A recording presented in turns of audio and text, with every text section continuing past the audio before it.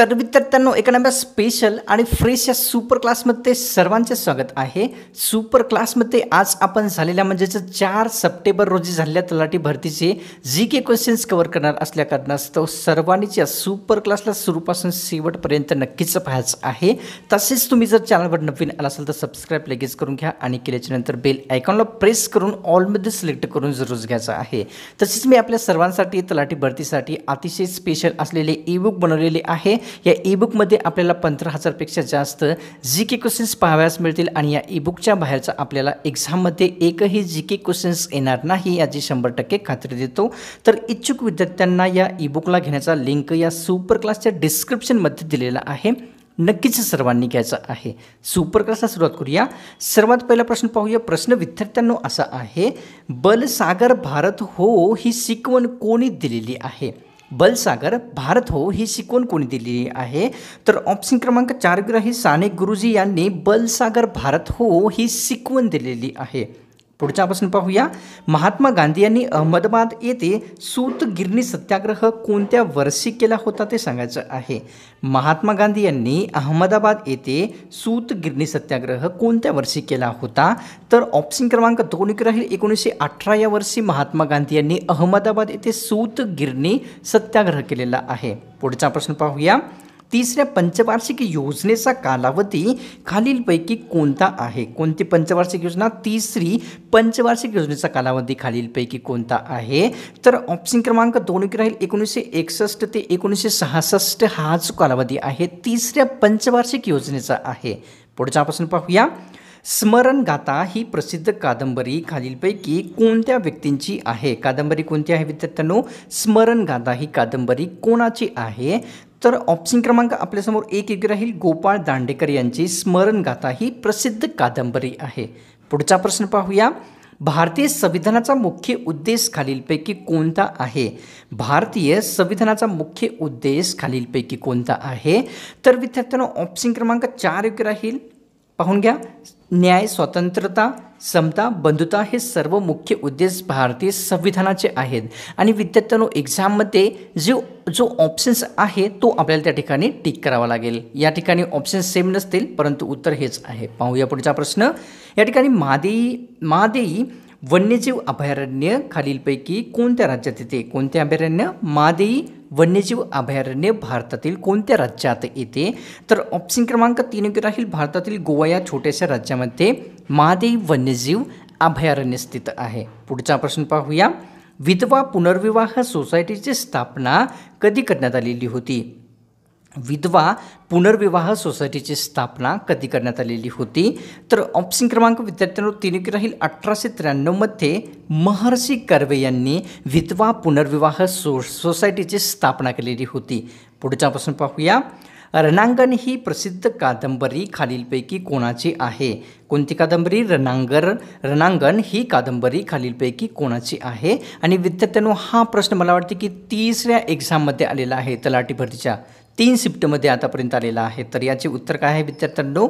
Option क्रमांक 3 विश्राम बेडेकर यांची रणांगण ही प्रसिद्ध कादंबरी आहे। पुढचा प्रश्न पाहूया। दुर्गा भागवत यांच्या कोणत्या पुस्तकाला साहित्य अकादमी पुरस्कार प्राप्त झालेला आहे? दुर्गा भागवत यांच्या कोणत्या पुस्तकाला साहित्य अकादमी पुरस्कार मिळाला आहे? तर ऑप्शन क्रमांक 1 राहील, त्यांचे पैस हे जे पुस्तक आहे या पुस्तकाला साहित्य अकादमी पुरस्कार विद्यार्थ्यांनो कधी मिळालेला आहे? 1971 या वर्षी प्राप्त झालेला आहे। हा पण दुसरा प्रश्न आहे या पुस्तकावर, पैस पुस्तकावर विद्यार्थ्यांनो, तलाठी भरती परीक्षेमध्ये। पुढचा प्रश्न पाहूया। मलबार तट भारतातील कोणत्या राज्यामध्ये येते?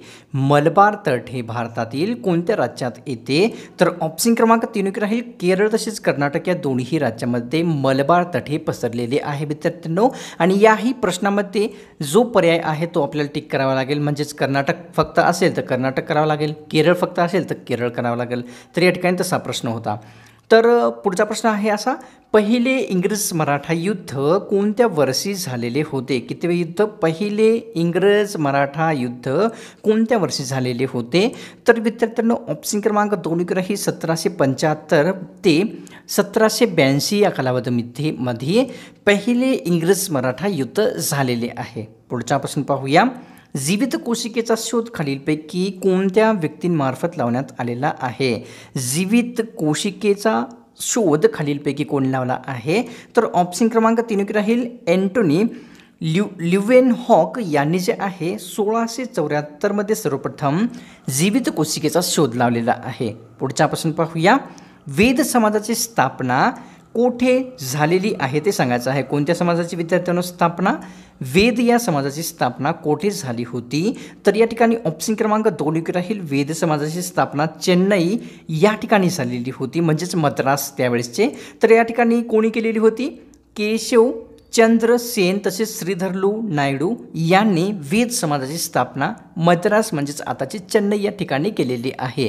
भारताचे राष्ट्रपती खालीलपैकी कोणास शपथ देत असतात?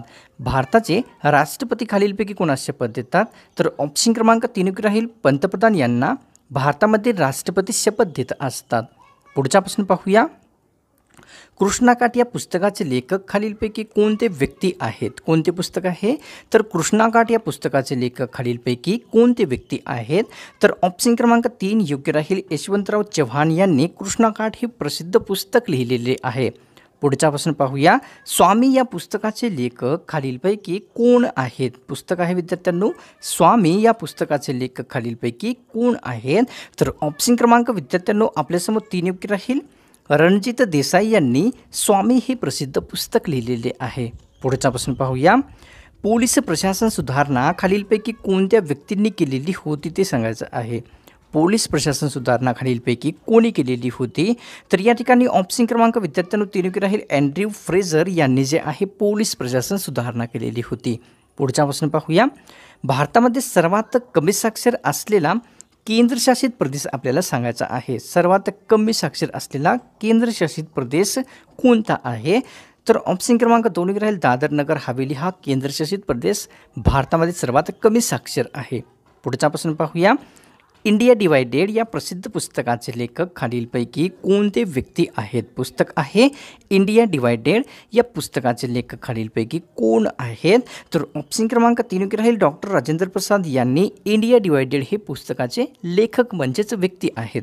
पुढच्यापासून पाहूया. स्मृतिचित्रे हे पुस्तक खालीलपैकी कोणत्या व्यक्तींचे आहे? पुस्तक आहे स्मृतिचित्रे हे खालीलपैकी कोणत्या व्यक्तींचे पुस्तक आहे? तर विद्यार्थ्यांनो ऑप्शन क्रमांक 2 राहील. लक्ष्मीबाई टिळक यांचे स्मृतिचित्रे हे प्रसिद्ध पुस्तक आहे. पुढच्यापासून पाहूया. आदेश या शब्दाचा समानार्थी शब्द आपल्याला ओळखायचा आहे. या ठिकाणी पाहून घ्या. शब्द आहे आदेश या शब्दाचा समानार्थी शब्द ओळखायचा आहे.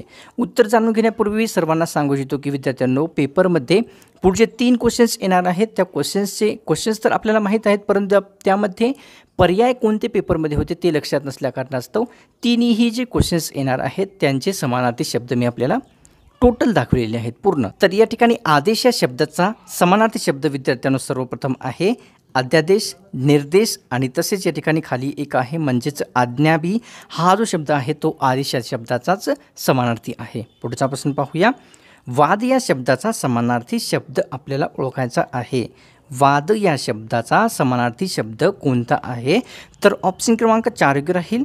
वाद या शब्दाचा वरीलपैकी सर्वच म्हणजे रव, गर्जन, वाणी हे सर्व वाद शब्दाचे समानार्थी शब्द आहेत. पुढच्यापासून पाहूया.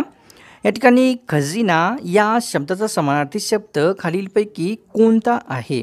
शब्द आहे खजिना या शब्दाचा समानार्थी शब्द कोणता आहे?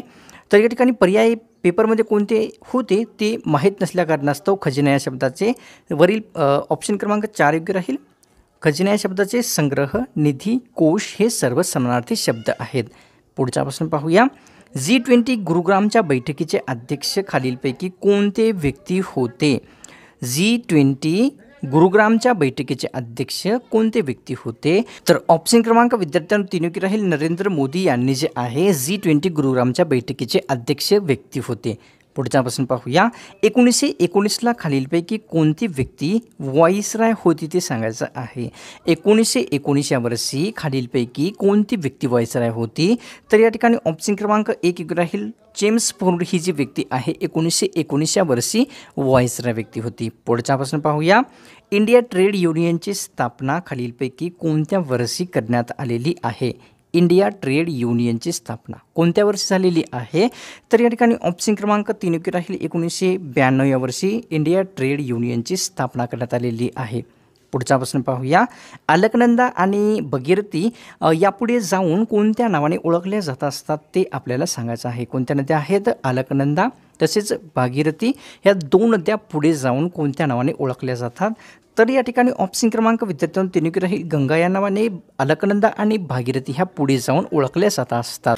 तर विद्यार्थ्यांनो ही सुपर क्लास तुम्हाला जर आवडली असेल तर नक्कीच लाईक करायचं आहे आणि अशाच प्रकारची व्हिडिओज पुढेही एकदम फ्रीमध्ये पाहण्यासाठी चॅनलला सबस्क्राईब जरूर करून घ्यायचं आहे.